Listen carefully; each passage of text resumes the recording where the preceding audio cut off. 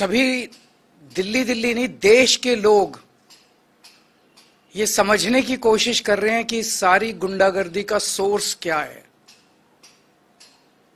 एक प्रश्न जो सब लोग पूछ रहे हैं और सब लोगों के मन में है वो ये है कि इस देश का सबसे बड़ा गुंडा कौन है। सबके मन में ये प्रश्न है कि इस देश का सबसे बड़ा गुंडा कौन है, जहां से सारी गुंडई बह रही है। हमने देखा पिछले कुछ दिनों में किस तरह से लोगों के ऊपर हमले किए जा रहे हैं, आम आदमी पार्टी के कार्यकर्ताओं पे हमले किए जा रहे हैं, जनता को धमकियां दी जा रही हैं, खुलेआम जनता को धमकी दी जा रही है कि बीजेपी में आ जाओ नहीं तो ये कर देंगे वो कर देंगे। खुलेआम मारपीट हो रही है, हमले हो रहे हैं, हिंसा हो रही है और बगल में पुलिस वाले खड़े होकर देख रहे हैं। पुलिस हेल्पलेस है, पुलिस लाचार है, पुलिस बेसहारा है, वो कुछ कर नहीं पा रही है। ऐसा नहीं कि वो करना नहीं चाहते हैं। जब बगल में खड़े हुए पुलिस वाले से कुछ लोग पूछते हैं कि आप कुछ कर क्यों नहीं रहे, बोले जी ऊपर से आदेश है। तो वो कौन गुंडा है जिसके सामने दिल्ली पुलिस थरथराती है?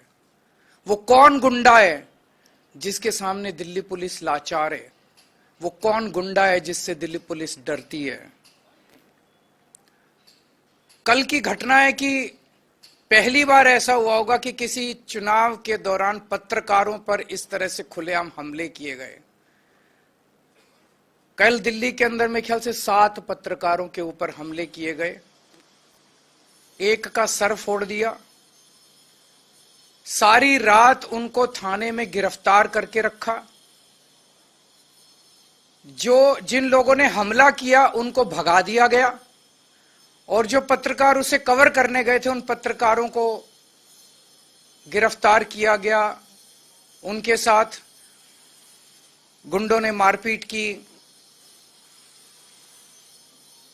ये कोई किसी रिमोट विलेज की घटना नहीं है, ये संसद से 1 किलोमीटर दूरी के ऊपर हुआ, ये सुप्रीम कोर्ट से 1 किलोमीटर की दूरी के ऊपर हुआ, ये इलेक्शन कमीशन से 1 किलोमीटर की दूरी पे हुआ।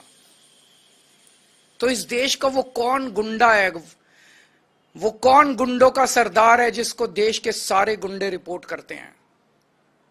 जनता पूछ रही है कि वो कौन गुंडा है जिसे किसी संस्था का डर नहीं है, देश की सर्वोच्च संस्थाओं का डर नहीं है उस गुंडे को। इस चुनाव के दौरान महिलाओं के ऊपर हमले हो रहे हैं। इस चुनाव के दौरान महिलाओं को नहीं बख्शा जा रहा, महिला कार्यकर्ता जो डोर टू डोर जा रही हैं उनके ऊपर हमले हो रहे हैं। तो लोग पूछ रहे हैं कि वो कौन गुंडा है जिससे सारे देश के गुंडे ऑर्डर लेते हैं, जिसके आदेश का पालन करते हैं। पिछले 3-4 दिन से हम देख रहे हैं कि गाड़ियों के ऊपर हमले किए गए, गाड़ियां तोड़ दी गई आम आदमी पार्टी की, कई सारे मटेरियल जब्त कर लिया गया, तरह तरह से हमले किए जा रहे हैं।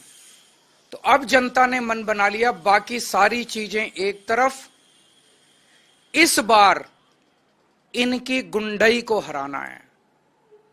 अब यह क्लियर हो गया है कि अगर डबल इंजन की सरकार आ गई है तो डबल इंजन कुचल देगा सब लोगों को, बख्शेगा नहीं।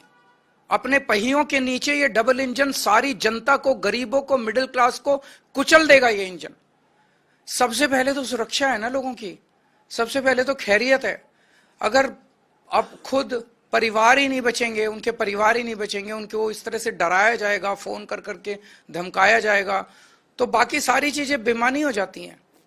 तो लोगों ने मन बना लिया है कि अगर चुनाव के पहले इन लोगों का ये हाल है, जब इन्हें हमसे वोट चाहिए, चुनाव के बाद तो ये हम लोगों को कुचल देंगे। तो इस बार लोगों के पास 2 ऑप्शन है, एक तरफ शरीफों की पार्टी है और एक तरफ खुलेआम गुंडागर्दी चल रही है। एक तरफ वोट देने से 25,000 रुपए महीने का फायदा है और दूसरी तरफ टोटल गुंडागर्दी है। इनके कई कैंडिडेट्स ऐसे हैं जो खुद माफिया है अपने अपने क्षेत्र के अंदर। अगर उनको वोट दे दिया तो एक तो देश का सबसे बड़ा गुंडा और उसके नीचे कई गुंडे, तो गुंडों का सरदार और सारे गुंडे मिलके दिल्ली वालों का क्या हाल करेंगे, ये सोचने वाली बात है। तो ये गुंडागर्दी दिल्ली बर्दाश्त नहीं करेगी, देश बर्दाश्त नहीं करने वाला। लोग शरीफ हैं, लोग शांति से जीना चाहते हैं। दूसरी बात जो सबके सामने आ रही है, हमारे देश के स्वतंत्रता सेनानियों ने बड़ी बड़ी कुर्बानियां देके देश को आजाद कराया। कई लोग फांसी चढ़ गए।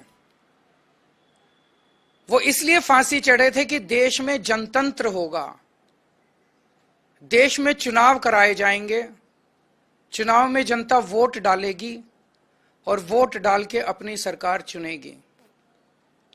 लोगों ने इसलिए कुर्बानियां दी थी कि चुनाव निष्पक्ष होंगे, स्वतंत्र होंगे।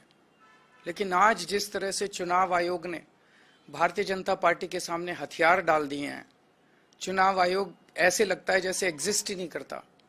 ये एक बहुत बड़ा प्रश्न खड़ा कर रहा है।